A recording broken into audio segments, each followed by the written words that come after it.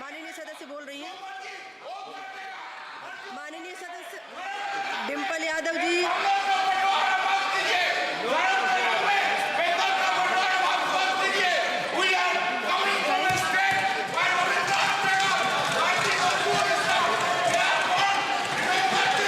माननीय सदस्य श्रीमती डिम्पल यादव जी।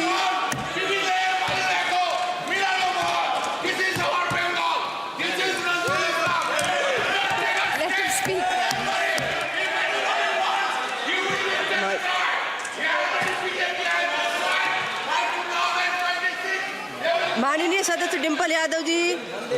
माननीय सदस्य एक मिनट माननीय सदस्य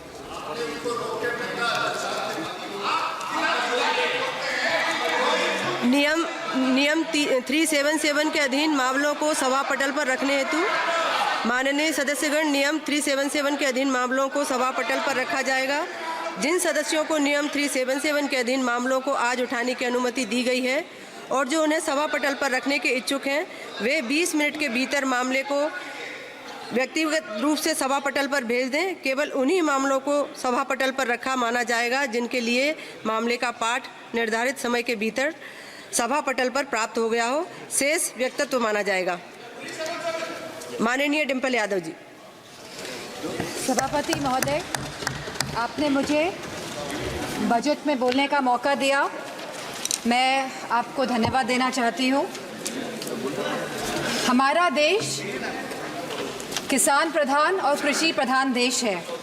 अगर हमारे किसान और युवाओं का भविष्य सुनिश्चित नहीं कर पा रहे हैं हम, तो मैं समझती हूँ कहीं ना कहीं हम सब अपने फ़र्ज से डगमगा रहे हैं।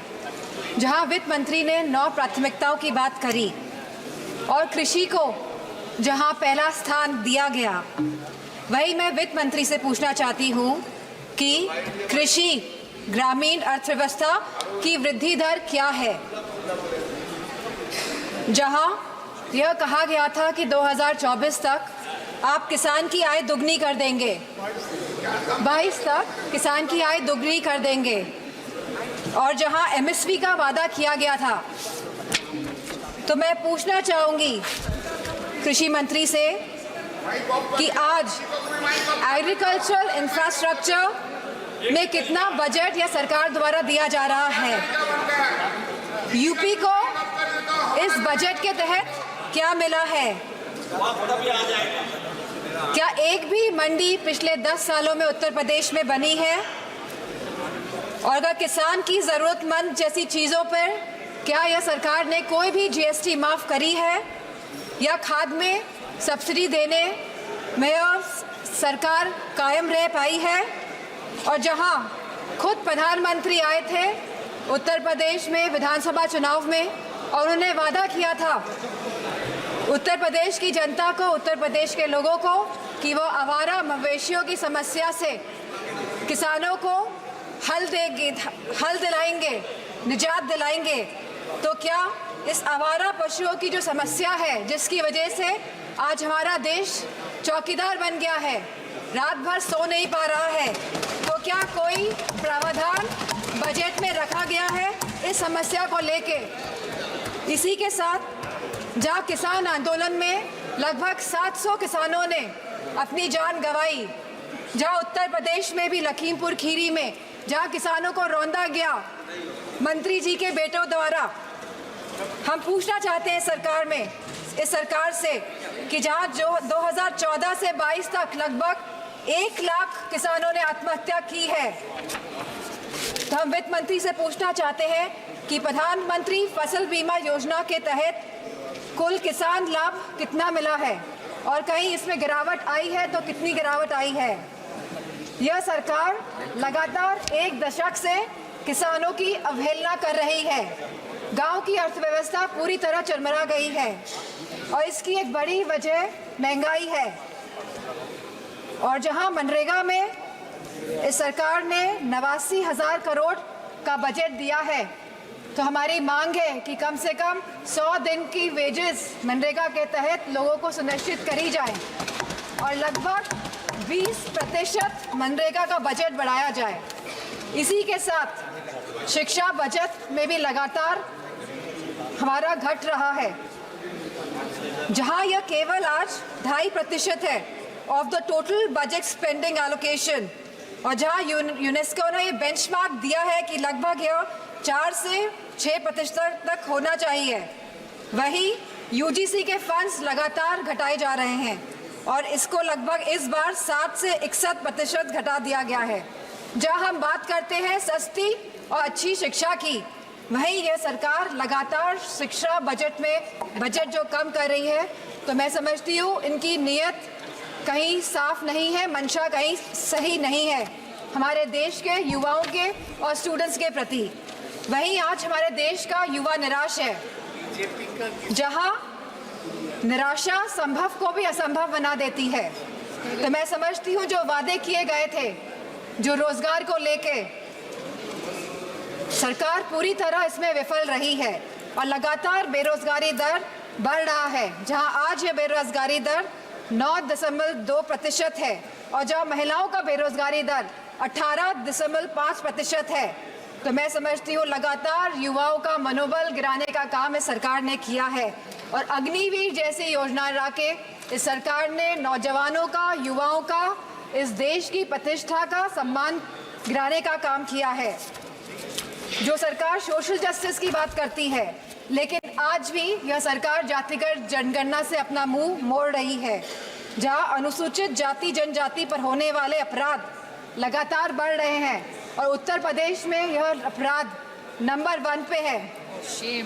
और साथ ही महिलाओं के साथ जघन्य अपराध लगातार बढ़ रहे हैं। उत्तर प्रदेश आज इसमें भी टॉप लिस्ट पर है।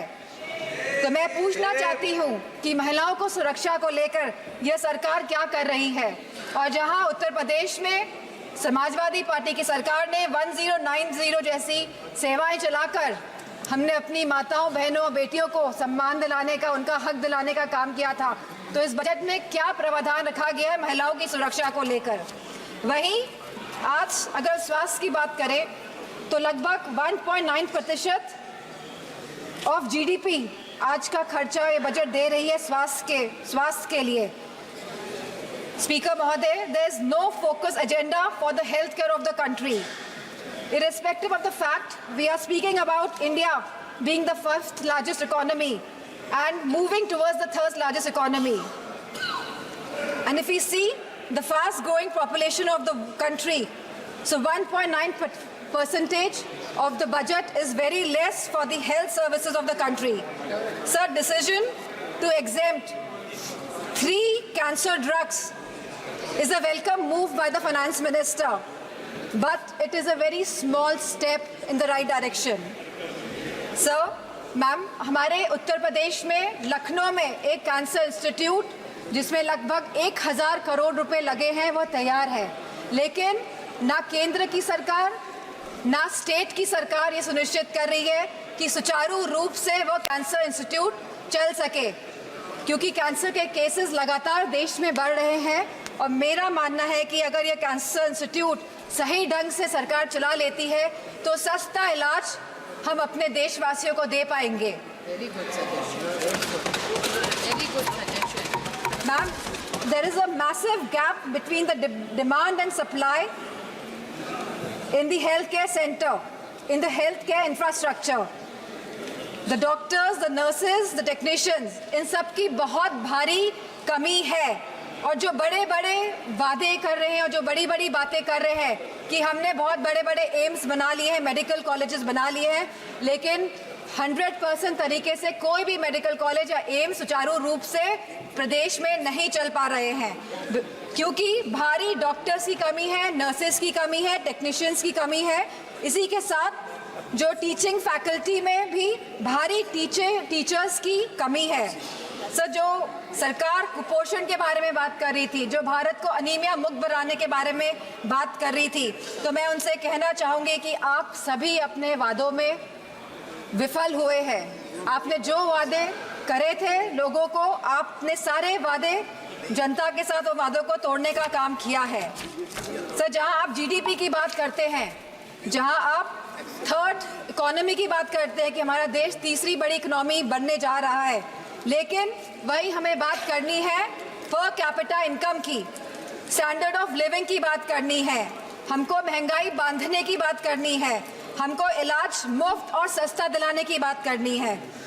और जो कैपिटल एक्सपेंडिचर की आप बात कर रहे हैं, तो मैं समझती हूँ इसमें भी समय सीमा तय होनी चाहिए कि इंफ्रास्ट्रक्चर के जो भी प्रोजेक्ट्स बन रहे हैं उनकी समय सीमा निर्धारित हो, क्योंकि यह टैक्स का मनी है, ये जनता का पैसा है। धन्यवाद माननीय सदस्य। Ma'am 2 minutes I will take ma'am.